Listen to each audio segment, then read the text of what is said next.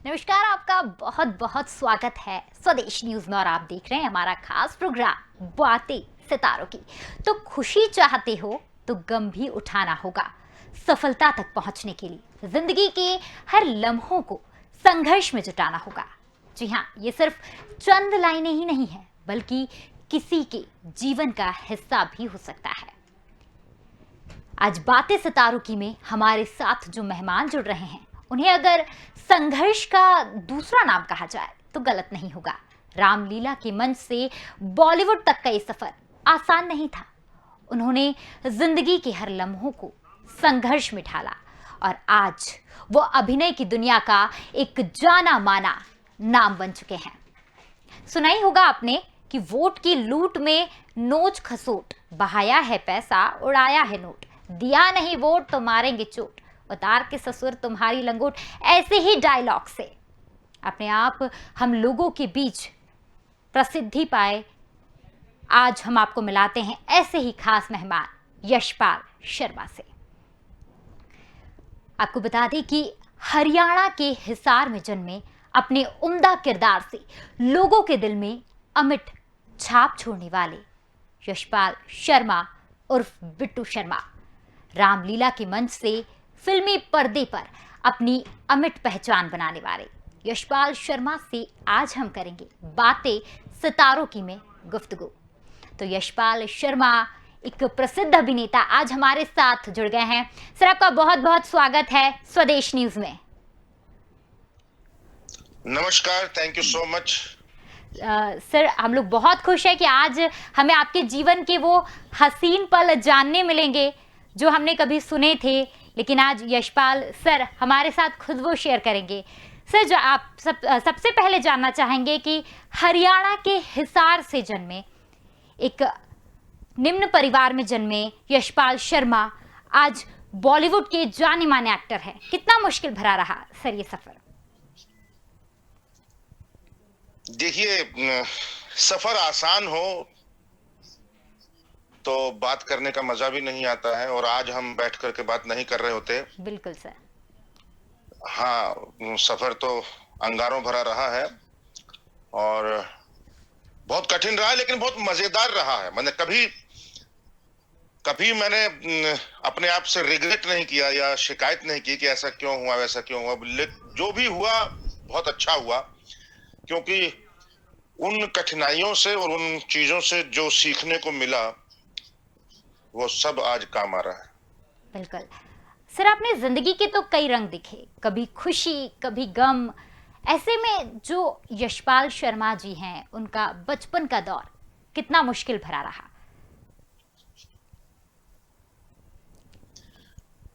बचपन बहुत रिच रहा, पैसों के मामले में नहीं लेकिन एक्सपीरियंस के मामले में बिल्कुल सर। बहुत रिच रहा, जो आजकल के बच्चे कभी सोच भी नहीं सकते। ऐसी ऐसी बातें और ऐसी ऐसी चीजें तो वो सब हमने किया है। वो गेम खेले हैं बच्चों के, जो जब टीवी नहीं था, मोबाइल नहीं था और सिर्फ DD1 DD मेट्रो था, और कुछ नहीं था देखने के लिए, या रेडियो हुआ करता था बस। जी, ऐसे में सर कभी ये रहा कि मुझे जी, पैसे भी अर्न करना है और जो एक्टिंग है उसके लिए भी आप हेलो। पैशनेट हैं, तो ऐसे में कभी ये रहा कि कैसे दोनों को मैनेज किया? एक तो प्रेशर, ऊपर से पैसा भी कमाना है मेरी और बात एक्टिंग के लिए पहुंच भी रही है? प्रेशर। जी सर, मुझे आवाज हेलो। आ रही है। आप क्या मुझे सुन पा रहे हैं? जी यशपाल जी, क्या आप मुझे सुन पा रहे हैं?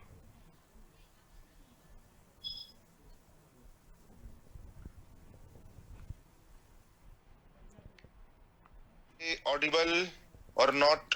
ये सर, मुझे आपकी आवाज आ रही है। Please tell me. मुझे आपकी आवाज आ रही है सर, क्या आप मुझे सुन पा रहे हैं? मुझे किसी की आवाज सुनाई नहीं दे रही है। तो आपको बता दें कि हम फिर से यशपाल जी से जुड़ेंगे, तब तक बताते हैं उनके जीवन के कुछ पहलू जिनसे आज हम कर रहे हैं गुफ्तगू। यशपाल जी, क्या आप मुझे सुन पा रहे हैं?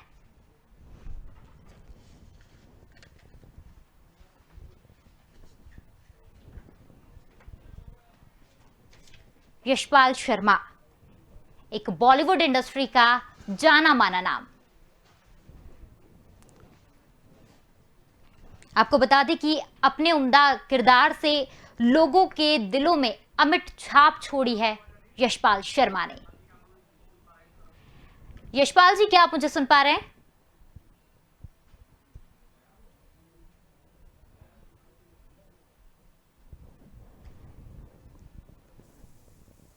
आपको बता दें कि हेलो। रामलीला के मंच से जी यशपाल जी, क्या आप मुझे हाँ सुन पा हाँ रहे हैं? जी हाँ, अब बिल्कुल सुन पा रहा हूँ।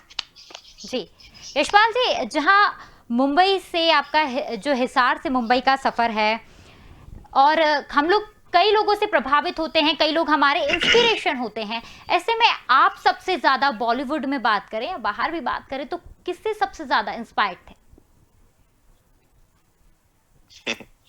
देखिए, सबसे अगर मैं बचपन से ही बात करूं तो मेरे बड़े भैया और मेरी माँ जो थे वो सब मेरे एक आइडियल रहे हैं, जी क्योंकि उन्होंने बहुत कुछ सिखाया है मुझे जिंदगी में। और उसके बाद बॉलीवुड में आकर मैं कहूं तो मैं सबसे ज्यादा गुलजार साहब, मेरे जिनके साथ मैं नाटक भी किए, उनके लिखे हुए काफी, और काफी टाइम भी बिताया है, तो मुझे उन जैसा कोई व्यक्ति बहुत कम मिले हैं। उत्तम सिंह जी हैं, आमिर खान हैं, आशुतोष गवारीकर हैं, कुछ लोग हैं जो बहुत ही करीब रहे हैं मेरे, और जिनको मैं बहुत मानता हूँ। जी वहीं यशपाल जी बात करें, कभी ऐसा हुआ जैसे आपने नेगेटिव भी रोल निभाया और आपने लोगों को गुदगुदाया भी, हंसाया भी। ऐसे में इन दोनों पहलुओं को निभाना, दोनों अलग अलग चीजें थी। जहां लोग आपकी बातों पर हंसते भी थे, वहीं विलन वाला किरदार जो है, कई तरह के चरित्र जो है आपने एक साथ निभाए। कितना मुश्किल भरा होता है, कैसे कर पाते हैं आप ये? नहीं, देखिए, मैं कभी ये नहीं सोचता हूँ कि ये नेगेटिव रोल है या कॉमेडी है या पॉजिटिव है, या मैं देखता हूँ कॉन्सेप्ट कैसा है, कंटेंट कैसा है, जी और उसमें मेरा मेरा क्या रोल है। क्या मेरा रोल कट जाने से कहानी पर कोई फर्क पड़ता है? अगर फर्क नहीं पड़ता है तो फिर वो रोल मुझे करने का कोई फायदा नहीं है। जी लेकिन बहुत बार मैंने देखा है, इवन गंगा जल is a very good example, because जो स्क्रिप्ट में लिखा हुआ था उससे बिल्कुल अलग निकल के आया वो रोल, करते करते करते करते ही स्पॉन्टेनियसली, और बनता गया, क्योंकि स्क्रिप्ट में तो मेरे शायद 2-4 लाइनें थी पूरी फिल्म के अंदर, लेकिन फिल्म करते करते करते करते वो अचानक ही मेन विलेन के उसमें खड़ा हो गया वो रोल, और बहुत अच्छा लगा।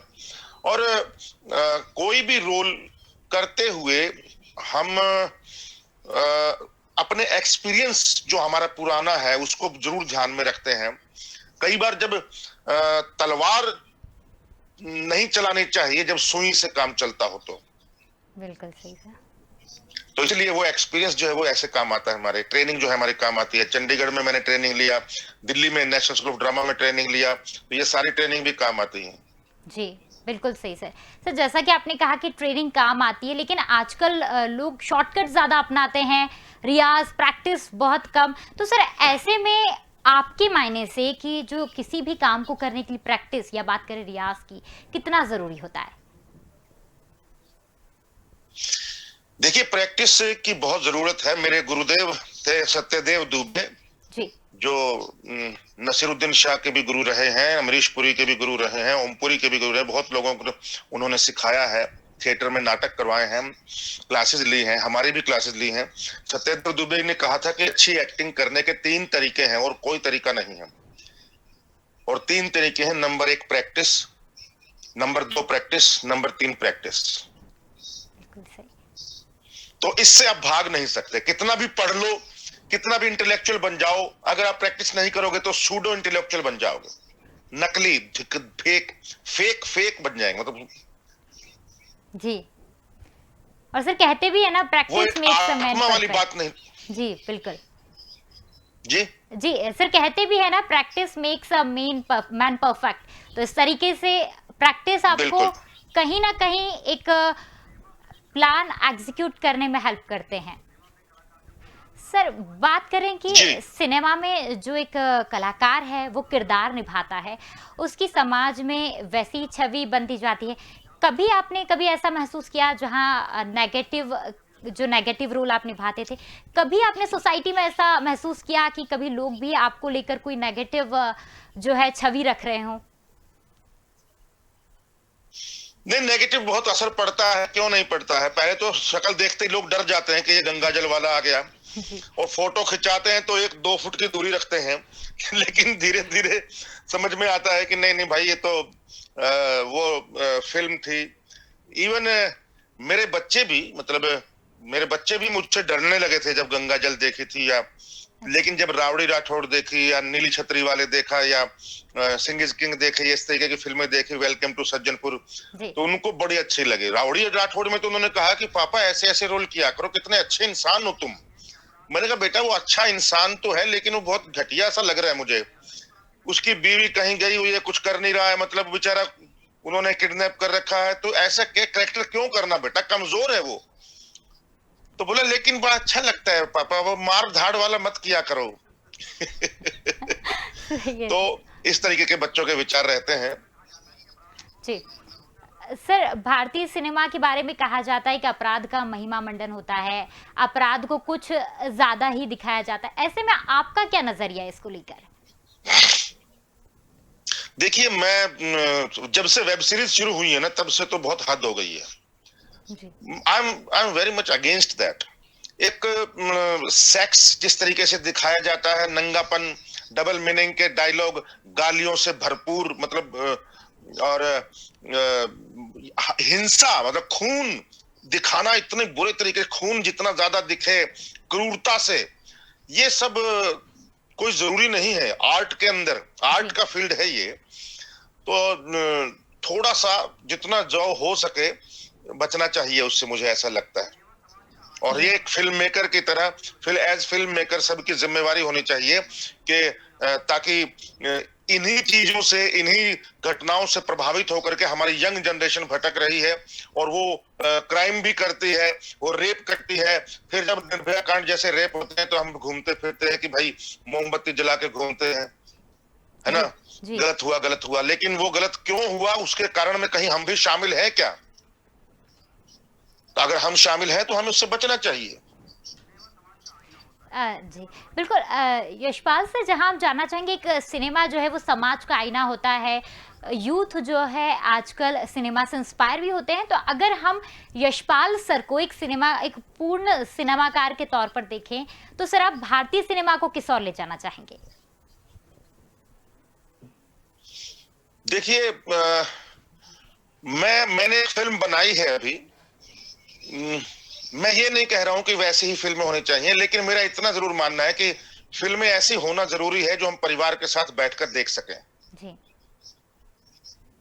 और जो ये कहते हैं, कई लोगों को मैंने सुना है कि भैया आपका किसने रोका है? फ़िल्म हॉल में फ़िल्म लगी है, अगर आपको देखनी है तो देखो, नहीं देखना तो मत लिखो। लेकिन ये आप अपने ऐप पर या वेब सीरीज़ देखने के लिए सिर्फ़ ये लिखना कि 18 प्लस, ये ज़िम्मेदारी से भाग नहीं सकते आप।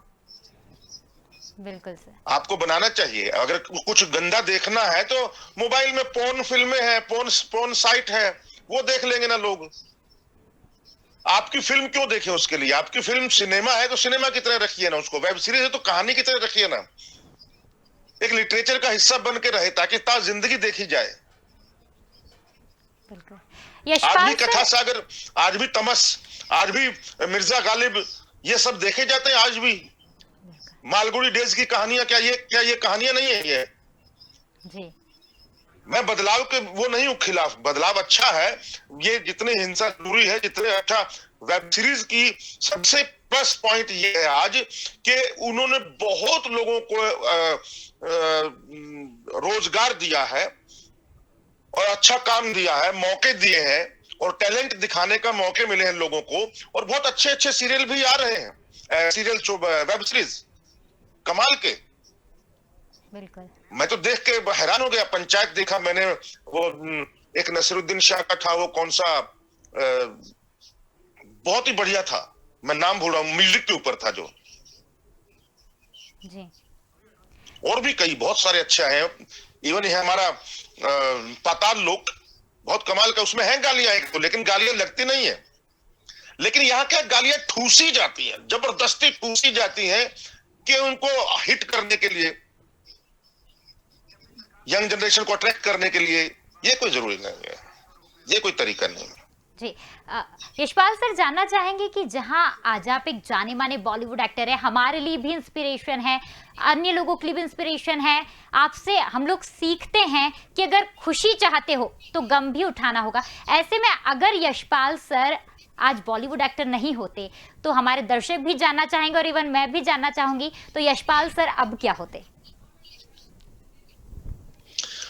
मैं कुछ भी होता, लेकिन ये कीड़ा तो कभी नहीं मरता। और और मैंने पहले भी इस बात का जवाब दिया है कि अगर मैं एक्टर नहीं होता तो कलाकार होता। जी। सर, हर एक कलाकार की इच्छा होती है, सपने लेके आते हैं लोग मुंबई में, उनकी इच्छा होती है कि बॉलीवुड में वो ऊंचा मकाम पाए और उस जज्बे के साथ वो बॉलीवुड में भी आते हैं। लेकिन अभी बॉलीवुड में जो नेपोटिज्म का जो मुद्दा है वो बढ़ रहा है, इसको लेकर आपकी क्या राय है? देखिए, मैं एक बात जानता हूं कि अगर कोई प्रोड्यूसर है, पैसा लगा रहा है, और अगर वो बोलता है कि मेरे बेटे को मैं लॉन्च करूंगा, तो उसमें मैं कोई बुराई नहीं समझता हूं। लेकिन अब उनका बाकी लोगों को रोकना या उन पर, उनके ऊपर अत्याचार या उनके ऊपर पार्शलिटी करना, वो गलत है।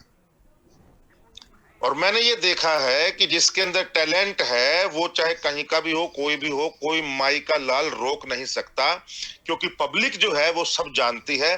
पब्लिक को पता है कि कुमार गौरव नहीं चलेगा तो नहीं चलेगा। पब्लिक को पता है कि वो किसी का भी बेटा हो वो बख्शते नहीं है, फ्लॉप करवा के ही मानती है वो। अभी मैं नाम नहीं लूंगा, बहुत बड़े बड़े सुपरस्टार के बेटे हैं, लेकिन कोई देखना नहीं चाहता है। जी। सर, वही बात करें बॉलीवुड की, यशपाल शर्मा को बॉलीवुड ने कितना बदला है सर, हम जानना चाहेंगे। नहीं, बॉलीवुड ने मुझे उस तरीके से नहीं बदला है कुछ भी। यशपाल तो वही का वही है जो एनएसडी में था। हाँ, लेकिन अनुभव बढ़ा है और थोड़ा सा फेम बढ़ा है, लोग जानने लगे हैं विदेशों में भी, देश में भी। और दूसरा, मैं उस भेड़ चाल में कभी नहीं गया मैं कि एक के बाद एक काम भड़ भड़ भड़ भड़ करते रहो, बगैर सोचे समझे पैसा कमाते रहो, पैसा कमाते रहो, जिंदगी जियो ही ना। मैं उसमें कभी नहीं पड़ा हूं मैं, क्योंकि एक ही जिंदगी है, उसमें भाई जिएंगे भी, खाने पीने के लिए, सोने के लिए जितना चाहिए उतना बहुत है। तो इसीलिए अपने मन मर्जी की जिंदगी जिएंगे, अपने मन मर्जी का काम करेंगे, क्योंकि सारे काम हाँ करके और एक के बाद एक बिजी रह करके मैं नहीं चाहता कि उस तरीके से मैं अपने आप को वैसा रखूं। बिल्कुल सर। तो और इसीलिए जी। मैं उतना सेलेक्टिव काम करता हूं, बिल्कुल। और अपनी जिंदगी भी जी सकूं, परिवार को भी टाइम दे सकूं जी। और अपने मन का काम कर सकूं। सिर्फ नरेंद्र मोदी ही नहीं है कि जो मन की बात कर सके, हम भी मन का काम कर सकते हैं। बिल्कुल सर।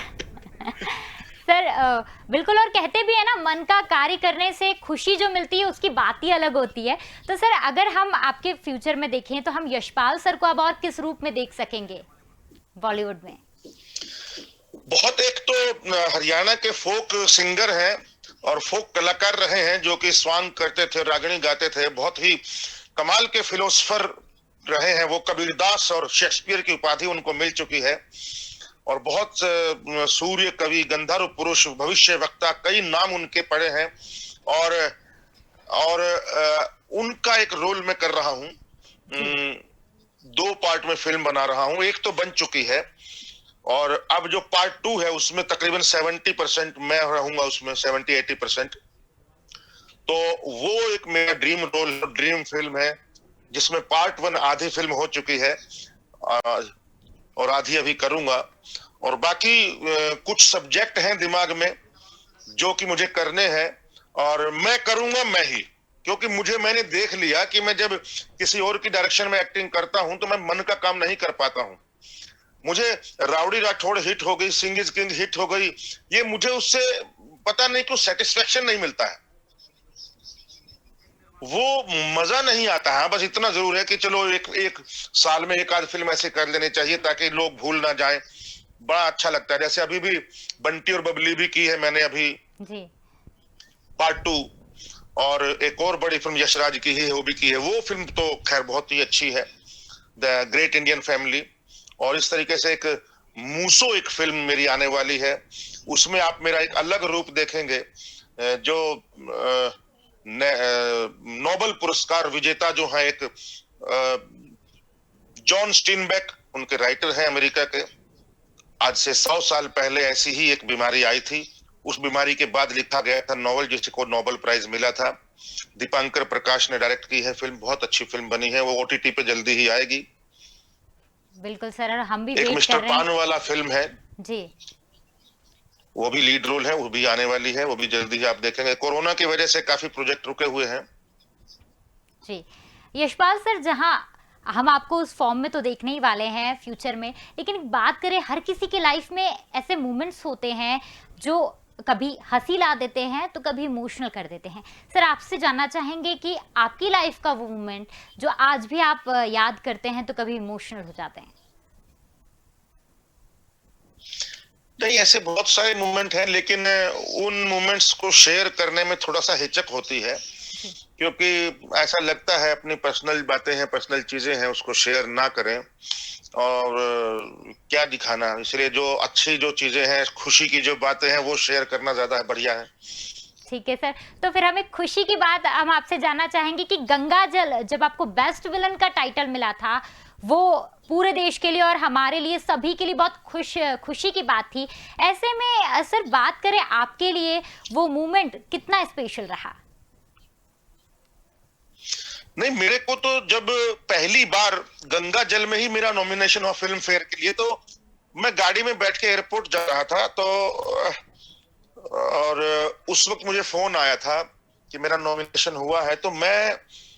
तो पहली बार कितने बड़े फेस्टिवल के लिए मेरा नॉमिनेशन हुआ था, तो मैं मतलब मैं खुशी से पगलाया हुआ था। बड़े भैया को बताया सबसे पहले मैंने, जी। फिर कुछ वाइफ को बताया, कुछ दोस्तों से शेयर किया। फिर मैंने कहा चलो अभी बस इतना ही काफी है, ज्यादा लोगों को मत बताओ। जब अवार्ड फंक्शन होगा तभी देखी जाएगी। लेकिन वो अवार्ड मुझे नहीं मिला था। वो मेरे फेवरेट एक्टर इरफान खान को मिला था हासिल के लिए। Okay sir. Sir, and I was very happy. Yes. Sir, मैं जानना चाहूंगी कि जहां आप कविताएं भी लिखते हैं, आपके कई डायलॉग्स हैं जो लोगों की जुबान पर अभी भी कायम है, तो सर मैं चाहूंगी कि आप आपकी फेवरेट कविता की कुछ पंक्तियां हमारे दर्शकों को सुनाएं। कविता एक बार कभी कवि सम्मेलन रख लेंगे, आज क्या कविता सुना। जी। सर, फिर बात कर लेते कोई फेवरेट डायलॉग की, तो कोई फेवरेट डायलॉग जो आपका अपना डायलॉग जो आपको अपना सबसे बेहतरीन लगता है, बेस्ट लगता है, और जो लोगों की जुबान पे भी कायम है। देखिए पूजा जी, डायलॉग से तो अच्छा है मैं कविता ही सुना देता हूँ, छोटी सी 2 लाइन 4 लाइन सुना देता हूँ। बिल्कुल सर। ये डॉक्टर उर्मिलेश की लिखी कविता है, बदायूं के हैं। जी। थे, एक्सीडेंट में उनकी डेथ हो गई, लेकिन मेरे बहुत फेवरेट कवि रहे हैं। उनकी कई कविताएं मुझे याद है, अंदर तक समोई हुई है। उनकी एक सुनाता हूँ छोटी सी। बिल्कुल।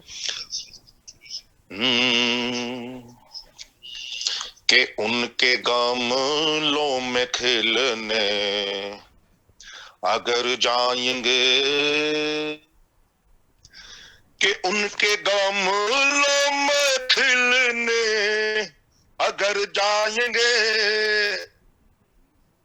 पंखुरी पंखुरी हम बिखर जाएंगे, पंखुरी पंखुरी हम बिखर जाएंगे। कि मान भी जा तो उनके शहर में न जा, मान भी जा तू उनके शहर में न जा, आदमी जान कर लोग डर जाएंगे, आदमी जान कर लोग डर जाएंगे। चलिए, बहुत लंबी कविता है, इतनी ही सर काफी है। बहुत बहुत आपको एक अच्छा सैंपल लगा तो हमें मिला। आपके मुंह से ये आपका ये भी रूप देख के कि इतना प्यारा आप गुनगुना भी लेते हैं और कविताएं भी। सर आपसे जानना चाहेंगे कि जो हमारे यूथ हैं, हर किसी में एक टैलेंट होता है, हर कोई अपने आप में बिरला होता है और हर किसी के पास अपनी अपनी खूबी होती है। जहाँ यशपाल सर जो हैं वो खुद में यशपाल जी हैं, तो ऐसे में हमारे यूथ को आप क्या मैसेज देना चाहेंगे जो जल्दी गिव अप कर लेते हैं या फिर कभी उनके अकॉर्डिंग चीज़ें नहीं होती है तो वो हताश हो जाते हैं? नहीं, देखिए, मैं सबसे यही कहना चाहता हूं कि बहुत जल्दबाजी में ना रहें कभी भी, और छलांग ना लगाएं, कदम कदम चलें, ताकि आप पीछे मुड़ के देखें तो आपको उसका अनुभव पूरा अंदर तक पूरा समाया है। यू कैन से कि हाँ, ये मैंने किया है। मैं ऐसा नहीं है कि एकदम छत पे छलांग लगा ली, रास्ते में क्या बीता कुछ पता ही नहीं चला। और शॉर्टकट मत ढूंढिए कभी भी मेरे दोस्तों, और शॉर्टकट से कोई ज्यादा फायदा नहीं होता है कभी भी। आपका टैलेंट ही आपको फायदा पहुंचाएगा, और वो आपसे कोई छीन नहीं सकता। और आपके अंदर जो टैलेंट है वो शाहरुख खान के अंदर नहीं है, आपके अंदर जो टैलेंट है वो रणवीर सिंह के अंदर नहीं है। उनका टैलेंट उनके पास है, तुम्हारा कोई छीन नहीं सकता, तो फिर डरना किस बात से है? तो इसीलिए, और आपके अंदर जो लड़की है अगर कोई, तो ऐश्वर्या राय आप जैसा नहीं कर सकती जो जैसा आप कर सकती हैं। जी। तो मुझे लगता है कि हमें अपने अंदर की खूबी ढूंढनी चाहिए, और अपने अंदर क्या अच्छा है, क्या क्या बुरा है, वो खोजना चाहिए, और वो प्रैक्टिस करके उसको शार्प करना चाहिए। कोई भी डायरेक्टर, कोई भी टीचर, कोई भी आपको एक्टर नहीं बना सकती। वो सिर्फ आपको दिशा दे सकती है, शार्प कर सकती है, शार्पनर की तरह, जैसे पेंसिल को शार्प करते हैं, वो शार्प कर सकती है, आपको अनुभव बता सकती है अपने, आपको करवा सकती है। जाना तो आपको ही पड़ेगा, बिल्कुल सही सर। जीना तो आपको ही पड़ेगा। जी। सर बहुत ही खूबसूरत खूबसूरत मैसेज दिया आपने हमारे यूथ को और हम सभी भी आपकी लाइफ से बेहद इंस्पायर हैं। आपने अपने लाइफ के वो मोमेंट शेयर करके सर हम लोग बहुत ही प्रिविलेज्ड महसूस कर रहे हैं कि आज यशपाल जी ने हमारे साथ ज़िंदगी के वो थैंक यू। खूबसूरत पहलू शेयर किए जिनको जानकर हमें बेहद खुशी हुई। हम सभी इंस्पायर हुए। सर बहुत शुक्रिया आपका हमारे साथ जुड़ने के लिए और हमसे ये साझा करने के लिए। तो यशपाल सर जो यही शिक्षा देते हैं कि मंजिलें उन्हीं को मिलती है जिनके सपनों में जान होती है। पंख होने से कुछ नहीं होता, हौसलों से उड़ान होती है। आज बातें सितारों की में हमने गुफ्तगू की यशपाल शर्मा से। बने रहिएगा हमारे साथ, लगातार खबरों के लिए देखते रहिएगा स्वदेश न्यूज। नमस्कार।